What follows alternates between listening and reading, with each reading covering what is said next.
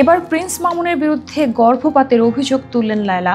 বললেন, মামুন আমার পেটে লাথি মেরে গর্ভের সন্তান নষ্ট করেছে। এক ভিডিও বার্তায় 2023 সালে ঘটা এমন ঘটনার কথা জানিয়েছেন তিনি। সাথে মামুনের বিরুদ্ধে পরকীয়ার অভিযোগও তুলেন লায়লা। সম্প্রতি সামাজিক মাধ্যমে ছড়িয়ে পড়া একাধিক ভিডিওতে দেখা যায় প্রিন্স মামুন ও টিকটকার অনামিকা ঐশীর ঘনিষ্ঠ মুহূর্ত। এ নিয়ে উত্তপ্ত হয় পরিস্থিতি। ভিডিওগুলো ভাইরাল হওয়ার পর লায়লা জানান, মামুন মাদকাসক্ত হয়ে বিভিন্ন নারীর সঙ্গে অনৈতিক সম্পর্কে জড়িয়েছেন।